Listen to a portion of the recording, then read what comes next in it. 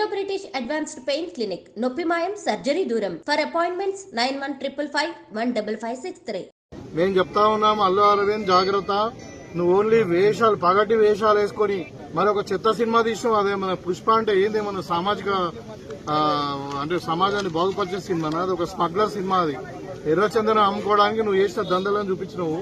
నువ్వు మా ముఖ్యమంత్రి మాట్లాడితే ఖబర్దార్, నువ్వు ఆంధ్రోడివి, ఆంధ్రోడ్ లాగానే ఉండి ఇక్కడ బతకడానికి వచ్చినావు.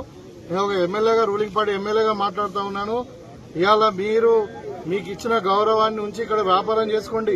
కానీ మా ముఖ్యమంత్రి గారి మీద మాట్లాడినా ఇంకేదో నీకు ఉన్నది ఏందా, నువ్వు పగటి వేషగాడివి, డబ్బులు ఖర్చు పెట్టి డబ్బులు సంపాదించుకునే వ్యాపారస్తుడి, నువ్వు ఈ సమాజానికి ఏం చేసావు, నీ గౌరవం ఇవ్వాలి.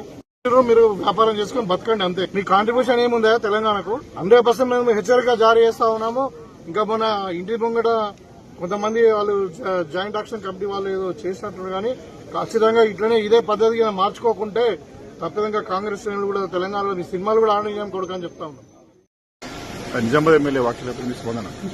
ఏదైతే హైదరాబాద్ నగరంలో ఉన్న ప్రజల మీద ఎమ్మెల్యేలు, మంత్రులు ఏ రకంగా మాట్లాడుతున్నారంటే, ఈ రాష్ట్రము తెలంగాణ రాష్ట్రం 10 ఏళ్లు అయింది ఏర్పడి, కోర కూడా ఏ చిన్న సంఘటన జరగకుండా కేసీఆర్ నాయకత్వంలో హైదరాబాద్ ప్రజలను కంటి రూపాయల కాపాడుకున్నారు.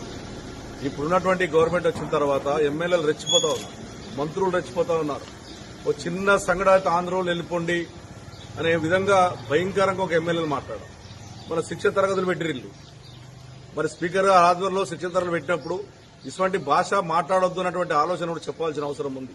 బీజేపీ, కాంగ్రెస్ ఒకటై ఆ రోజున ఆ రకమైనటువంటి శిక్షణ తరగతి పెట్టి సాగరిస్తా ఉన్నారు. ఇవాళ ఆందోళన తెలిపండి, ఇది ఉండొద్దు అని ఒక లాయరు, ఒక అతను, అదేవిధంగా ఒక ఎమ్మెల్యే, అదే ఒక మంత్రి, నువ్వు ఏం కంట్రిబ్యూషన్ ఉన్నది సినిమా వాళ్ళది అన్నటువంటి మాటలు మాట్లాడడం. నేను ఒకటే కోరుతా ఉన్నాను, ఇక్కడ హైదరాబాద్ నగరానికి సినిమా ఫీల్డ్ తెచ్చిందే చెన్నారెడ్డి గారు ముఖ్యమంత్రి 1989లో. చాలా మంది తెలియదు. ఆయన అందరినీ రిక్వెస్ట్ చేసి హైదరాబాద్ నగరం రండి, తమిళనాడు నుంచి రండి అని చెప్పి హైదరాబాద్ నగరం సినిమా ఫీల్డ్ తేవడం వల్ల కొన్ని లక్షల మంది అలా సినిమా హీరోల కన్నా సినిమా కింద పనిచేసేటటువంటి యంత్రాంగం ఏందో కొన్ని లక్షల మంది హైదరాబాద్ నగరంలో జీవిస్తా ఉన్నారు. అసలు వాళ్ళం పొమ్మనే అధికారం నువ్వు ఎవడరాను అని అడుగుతా ఉన్నాను. నీ అధికారం ఇటువంటి మాటలు మాట్లాడితే బిడ్డ ఎవడైనా సరే ఇది హైదరాబాద్ లో తిరగనీయం.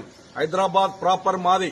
హైదరాబాద్ లో పతి పుట్టినటువంటి బిడ్డ ఇవాళ హైదరాబాద్ బిడ్డని తప్ప ఇష్టం వచ్చినట్టు మాట్లాడి హైదరాబాద్ ప్రజలను మానభావాలను దెబ్బతీస్తే ఊకునే పరిస్థితి ఉండదు. అది ఎమ్మెల్యే గాని, అది మా పార్టీడే గాని, కాంగ్రెస్ గాని, ఎవడైనా సరే బీజేపీ గాని వదిలిపెట్టే ప్రసక్తి లేదు.